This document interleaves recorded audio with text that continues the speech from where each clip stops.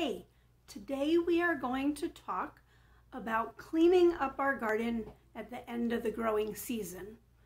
So typically, if you're zone 6 and 5, that's late October into November, you might still have some greens growing, but for the bulk of your garden, you're ready to put it to bed. Hi, I'm Amy from Fox Run. So in this video, I put together a couple of pictures and then clips of some garden examples so that we can talk about, what kinds of things are helpful and useful when putting your garden to bed. So putting your garden to bed is actually really important. If you leave all of that plant material, that, plant waste out in the garden, it's going to be a home for overwintering bugs. Insect eggs and larvae, will crawl down in the soil and be kept warm and covered up by the, just the plant debris in your garden. So that's one issue.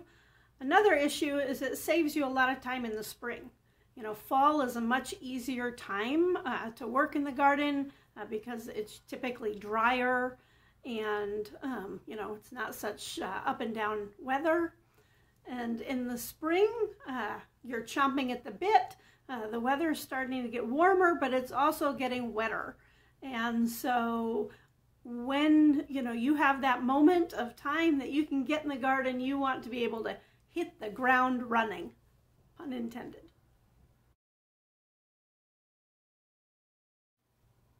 So do you have chickens or other poultry, ducks or geese? Chickens are probably the best at scratching and digging up things, but that's one of the things I used to do. So I would just toss my chickens in the fenced garden areas and let them, scratch, and they're eating the, seeds that they really like, and they're going after those insect eggs and, overwintering or even adult insects that might be laying eggs. And it's just a great way to control your bug population, is to give those chickens, time to, scratch and eat all of the things in the garden.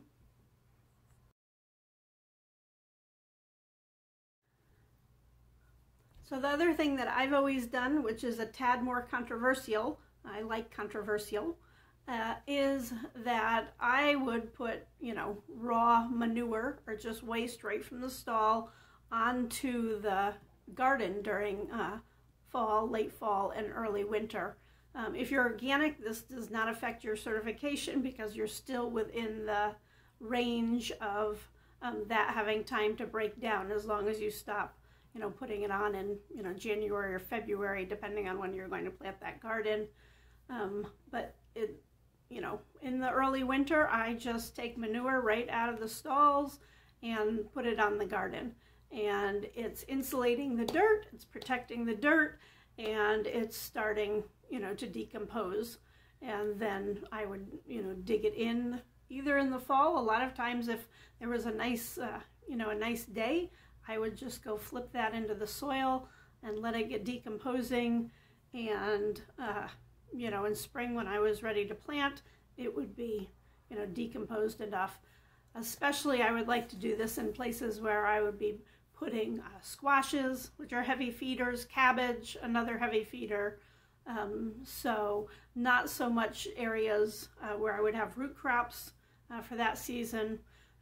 So this philosophy does kind of take into account that, I'm rotating crops and knowing what crop is going to go in what section of the garden for the next year, and, how much nutrients that crop might want.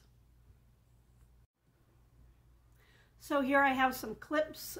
They're just clips from a garden. They're not a criticism for any one person whose, plot that is. It's just some different examples of things you may or may not want to do. So you've cleaned up your weeds, you've smoothed your ground out, but you don't want to leave it this way. You don't want to leave your dirt exposed, you know, to the elements in the winter, whether you're getting a lot of rain or you get snow and freezing. You do want to protect your soil. You know, you've put a lot of work into your soil and you've added, you know, compost and minerals and, you know, all kinds of nutrients or supplements, and you want to protect that. You want to protect that investment, and you want those to stay around and not, you know, get washed out of the garden. So here we have using some straw for mulch, putting the garden to bed, covering it, protects the soil. This is some kale that is still growing. Kale loves cooler weather.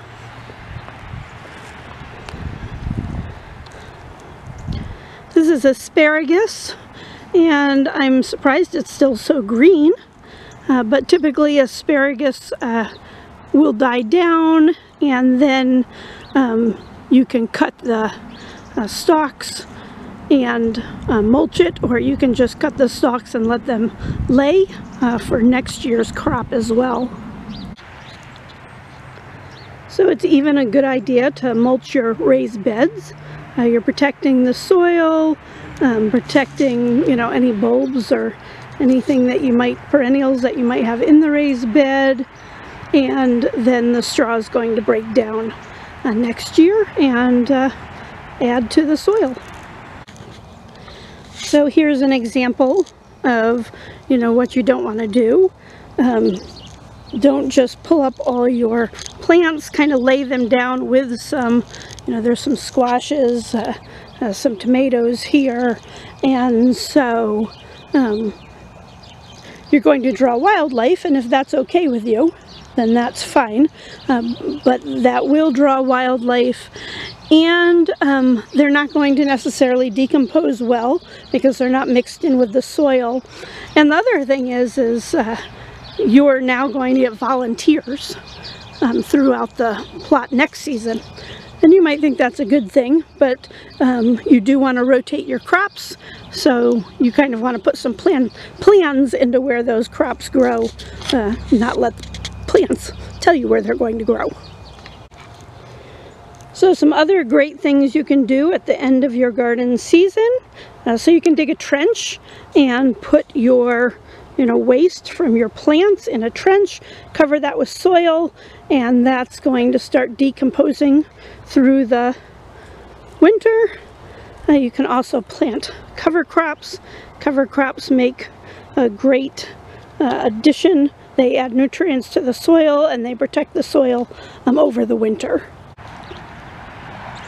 These leaves have fallen into the strawberry bed naturally from trees nearby. I do not typically recommend using leaves as mulch, though, because they do kind of get matted and wet, and it takes a while for them to decompose. But one thing you can do is send them through a mulcher or a clipper device to grind them up so they don't necessarily trap the moisture, and they're looser and so air can circulate. So I hope you found this video useful. If you did, please boop the like button, and that will help send it to others that it may help. I'm always welcome to your questions or comments in the comment section, and I just hope you have a wonderful day.